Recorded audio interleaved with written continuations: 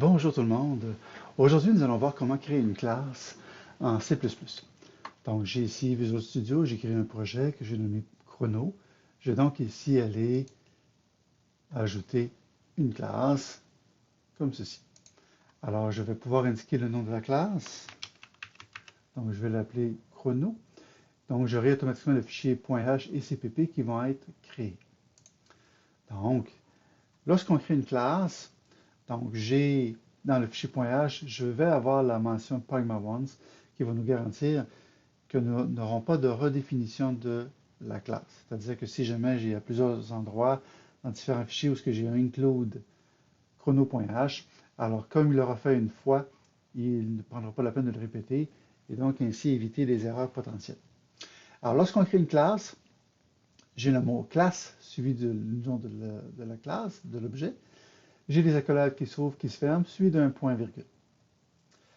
Alors ici, lorsqu'on parle d'une classe, nous avons des attributs, donc des éléments qui identifient notre objet, et ces différents attributs devront être absolument dans une section privée.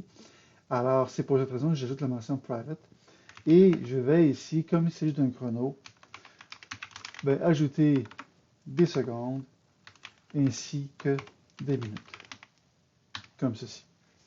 Alors ici, on peut constater que j'ai mis M souligné, c'est pour indiquer que l'objet, pas l'objet, mais la variable, l'attribut et les membres de la classe chrono. Ce qui va faire une distinction éventuellement avec une variable que je pourrais appeler seconde ou bien seulement minute. Donc, ce qui va me permettre de faire la distinction.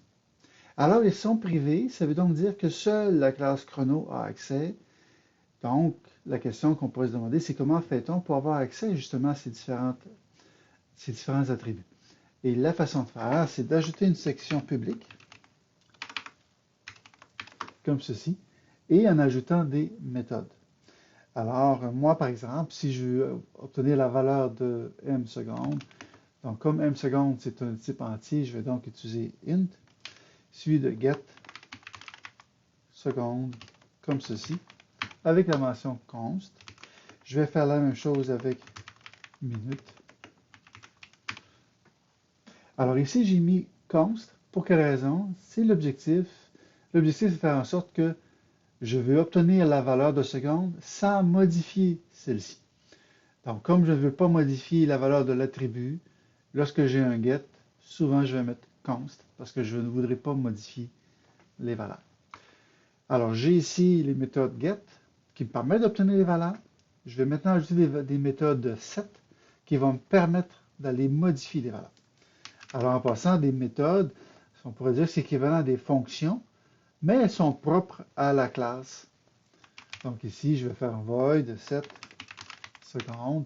Alors, je vais recevoir un entier.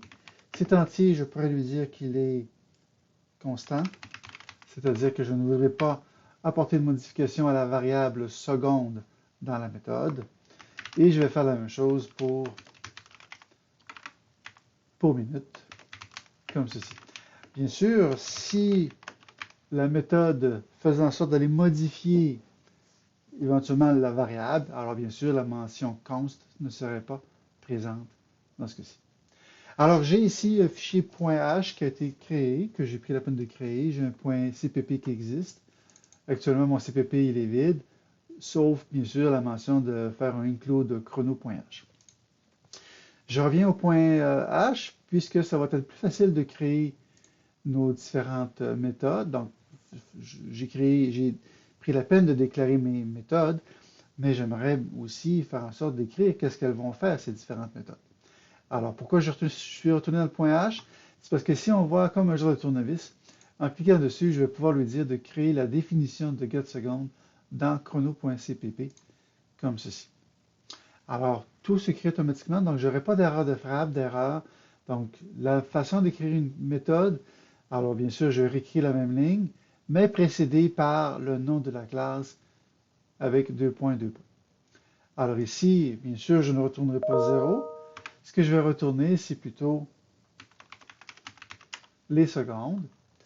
Alors, je vais faire la même chose pour les minutes. Alors ici, comme ceci.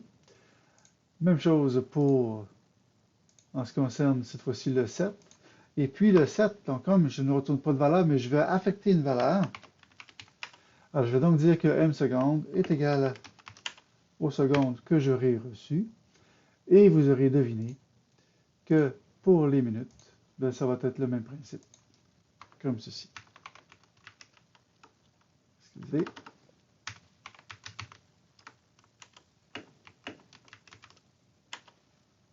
Comme ceci. Donc, en procédant de cette façon, c'est-à-dire en passant par le fichier .h, ça m'évite des erreurs de syntaxe dans les noms de méthodes. Alors, rapidement, pour créer les fichiers, donc je vais ici enregistrer, je vais fermer ça. Alors, pour la classe, donc j'ai le nom classe suivi du nom de la classe, j'ai les accolades, j'ai une section publique dans laquelle je mets la série de méthodes, j'ai la section private suivie de les noms des attributs, je ferme l'accolade avec un point virgule, et dans le CPP, alors j'ai mon include, chrono.h, puis par la suite, j'ai mes différentes méthodes en indiquant qu'est-ce qu'elles doivent faire exactement. Ici, dans ma démonstration, je n'ai pas pris soin d'indiquer un en-tête de fichier, c'est-à-dire l'auteur, la date, le nom du fichier, ainsi de suite.